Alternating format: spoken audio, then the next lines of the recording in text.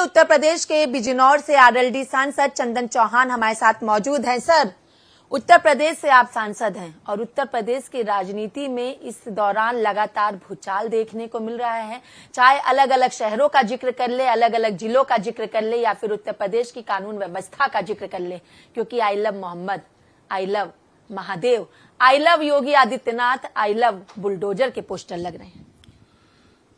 देखिए, संविधान में, कानून में सब व्यक्तियों को अपनी अभिव्यक्ति का आजादी दी गई है और उसके अनुसार, उसके दायरे में, उनकी मर्यादाओं में रहते हुए कोई अपने पसंद और नापसंद जाहिर करे तो सबका अधिकार है।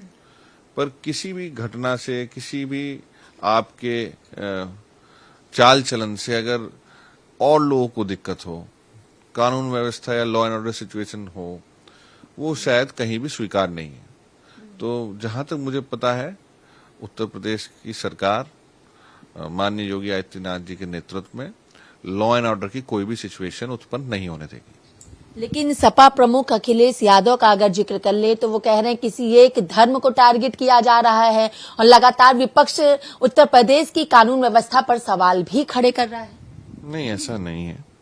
मैंने आपको पहले ही बताया कि जहां भी कानून के दायरे में, संविधान के दायरे में, मर्यादाओं का पालन करते हुए आप अपनी अभिव्यक्ति को जाहिर कर सकते हैं, वो अधिकार है सबका, कोई उसे नहीं रोक सकता कानून के दायरे में अपनी बात रखने से।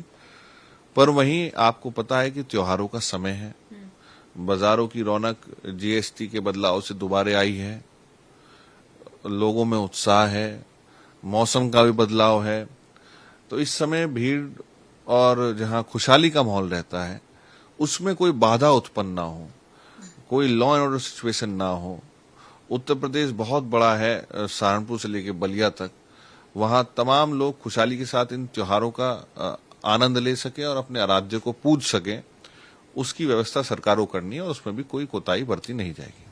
बिहार में चुनाव बेहद करीब है। एनडीए गठबंधन हो या फिर इंडिया ब्लॉक गठबंधन हो, वो तैयारियों में लगे हैं, लेकिन महंत लोग सभी 243 सीटों पे गौरक्षकों को मैदान में उतार रहे हैं। इस पर क्या कहेंगे? देखिए, सबसे बड़ी बात है कि हमारे संविधान ने सबको अधिकार दिया है चुनाव लड़ने का। कोई भी कहीं से चुनाव लड़ सकता है जाके, जो है।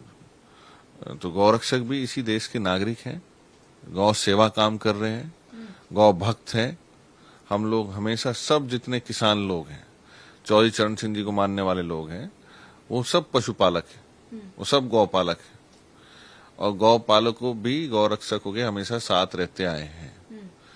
तो निश्चित रूप से ये अधिकार दिया है और ठीक है, सबको अधिकार है, लड़ना चाहिए उन्हें भी। एक अंतिम सवाल, अमेरिका के राष्ट्रपति डोनाल्ड ट्रंप ने जिस तरीके से दवाइयों पर, ब्रांडेड दवाइयों पर टैरिफ को फिर से बढ़ाया है, इस पर क्या कहें? देखिए, ये विषय भारत सरकार का है।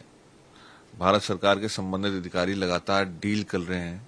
कोई भी गैर जिम्मेदाराना बात हमें नहीं कहनी चाहिए। पर जहां तक बात है टैरिफ लगाने की, पूरी दुनिया के अंदर क्या हाल है, एक जो सेंटिमेंट्स हैं उनकी कदर भी करनी चाहिए, या कोई राजनीति है इसके पीछे, उसको समझना चाहिए।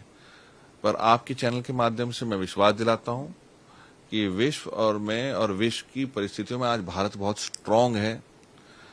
भारत किसी गलत दबाव में ना किसी पे डालता, ना खुद बर्दाश्त करता।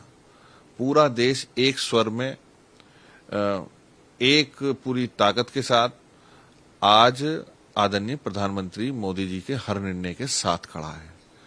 चाहे वो पक्ष की सिचुएशन हो, चाहे थोड़ा हमें जब बदलाव होते हैं तो संयम रखना पड़ता है।